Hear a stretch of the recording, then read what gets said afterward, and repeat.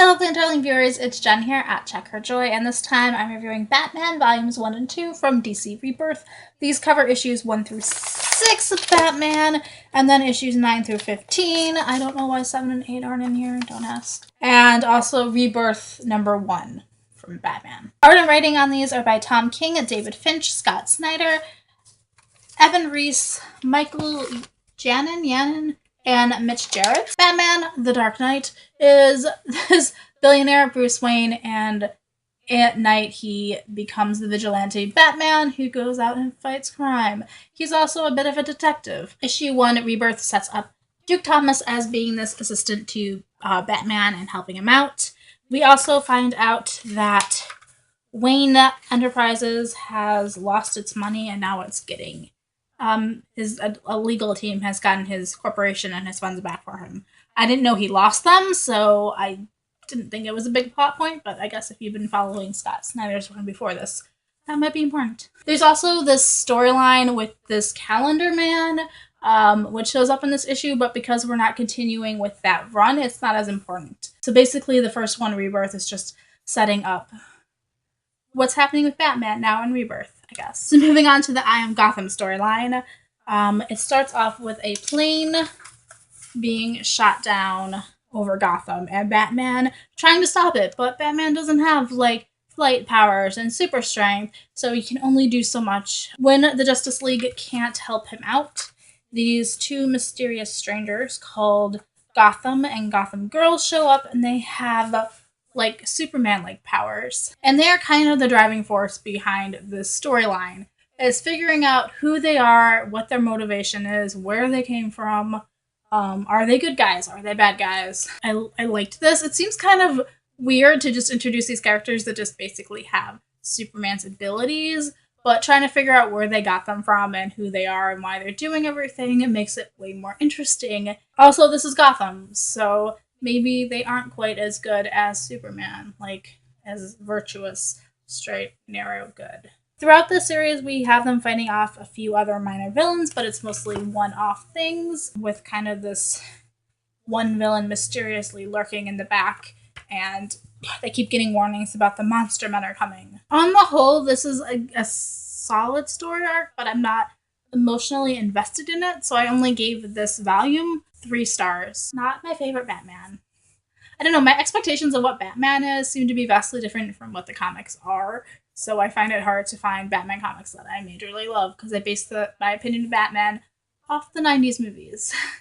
And he's definitely different. In Volume 2, I Am Suicide, we have Batman needing to infiltrate Bane's hideout to get somebody out that is going to help Batman. Actually, he has this reoccurring catchphrase that explains his motivation. So Batman explains it repeatedly, like a broken record, keeps saying, "I've come for Psycho Pirate. I need him to save someone who needs to be saved. Turn him over, I go away. Refuse to turn him over, and I will break your damn back." Thanks, Batman. To infiltrate Bane's hideout, Batman assembles his own Suicide Squad, basically, from villains that are housed in Arkham. So Batman picks Wesker, who is this ventriloquist who claims to be controlled by this entity, Scarface, that apparently lives in his hand and tells him what to do. Yeah, not crazy at all. The second one is Ben Turner, who was the Bronze Tiger. He has some mad street fighting skills, and he thinks he's part of the League of Assassins, even though the League of Assassins denies any connection to him. But they're also the League of Assassins, so are they telling the truth?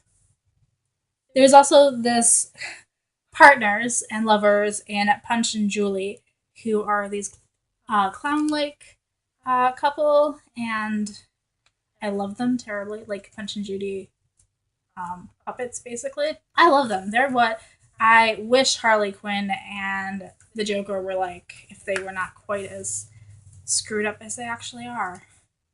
And I can't find them now that I want to show you. And the last member of this team is Catwoman, Selena Kyle. And she's coming into this knowing all this backstory about Batman, and really kind of a focal point of this is Batman and Catwoman's relationship, which I totally love. I love the two of them together. I personally ship them and think that they work as well together as you can expect anybody to work with Batman. And the last 2 issues in here form a story arc called Rooftops, and they just follow Batman and Catwoman's romance. So if you really don't like romance, maybe skip those last two. If that's your favorite part, that's where you're going, guys. This one I liked a lot more. I gave it 4 stars. I love the Suicide Squad type thing going on here, and I really love the Batman Catwoman romance. Here's Punch and Julie. And that's Bronze Tiger. Totally digging these guys. I thought this one was fun and interesting. There's also still this sinister thing in the background with trying to fight Bane. Batman Catwoman romance. I love it so much, guys. I do. Both these comics have kind of the psychological twist as we're forcing Batman to encounter kind of his dark past. In the first one, it's really him focusing on his parents dying again and what caused him to become Batman. Whereas Volume 2 is much more about his relationships and why they never work, which I loved. I personally love the more psychological aspects of like getting to know a character, like how they think. So I love that about these. That's not Batman. So there is my reviews for Volume 1 and 2 of Batman from Rebirth. Let me know in the comments below if you have read these and what you think of them, if you agree or disagree with me on any of this. And yeah, so peace out. I love you guys. And keep reading. Bye.